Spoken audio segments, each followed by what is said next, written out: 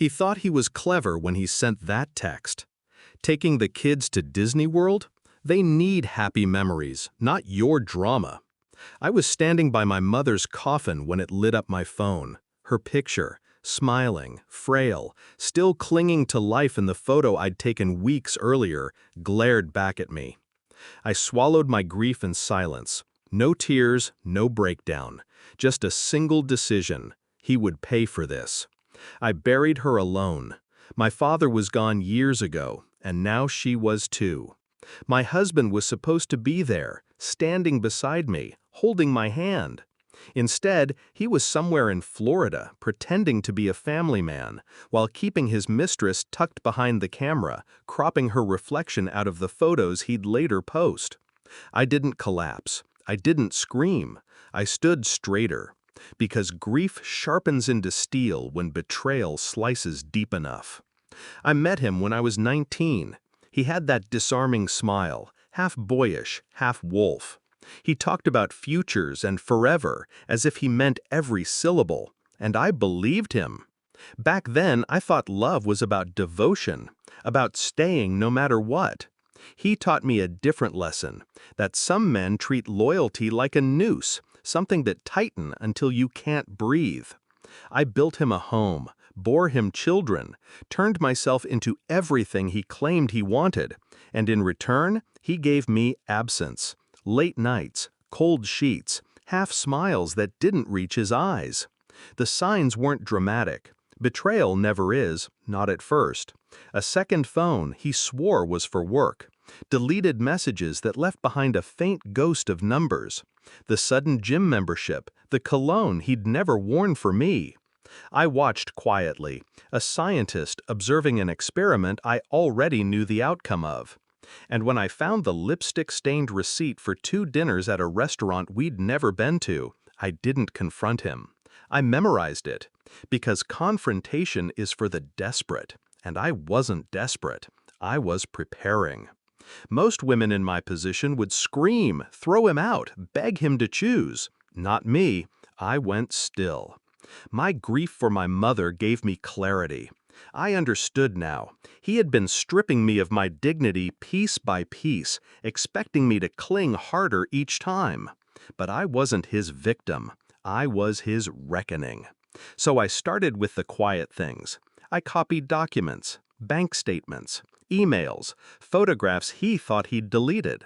The photos from Disney, where his mistress's reflection winked in the glass of the hotel balcony door, were my favorite. Sloppy, careless, perfect.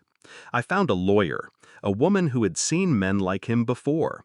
She looked at the evidence, leaned back in her chair, and smiled like she'd been waiting for this moment her whole career. The day I lowered my mother into the ground, I made my vow. He wasn't just going to lose me. He was going to lose everything he thought untouchable. 3 days later, when he swaggered up the driveway with fake tan lines and stuffed animals from Orlando, he found the locks changed, his bags on the porch, and a manila envelope sitting on top.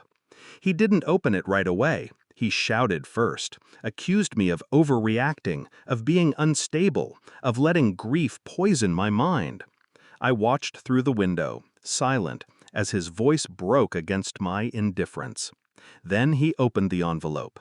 Court summons, divorce filings, custody motions, full-color prints of his Disney trip, mistress included. His face drained. He finally understood the story wasn't his to tell anymore. It was mine. People think children don't see. They do. They just don't always have the words. When the judge asked my daughter how her father treated me, she twisted her hands in her lap and whispered, "He makes mommy cry when she thinks we're asleep." My son, braver, lifted his chin and said, "He lied. He told us not to tell." Their voices sealed his fate. The photos were the dagger, but their testimony was the twist. The courtroom was silent, except for his lawyer shuffling papers with a hand that knew the case was lost. He avoided my eyes. Cowards always do when their masks shatter. The custody went to me. The house, the accounts. He walked out with debts and a reputation scorched black. His mistress didn't even show up to support him. She'd vanished the moment the headlines hinted at scandal. And me? I didn't gloat. I didn't need to. Justice doesn't need a scream. It's a whisper, a signature on a document, the sound of a gavel striking wood. The confession. Sometimes I lie awake at night, staring at the ceiling, hearing my mother's voice in the quiet. Don't let anyone make you small. I think about that funeral, about standing at her grave alone while he played happy family for the camera. And I realize I wasn't alone. She was with me. She guided my hand steady on the knife of justice. He thought betrayal would break me. Instead, it remade me. And when he walked up to that porch, tan lines fading, suitcase in hand, expecting me to beg for scraps, he didn't realize he was stepping into the grave he dug.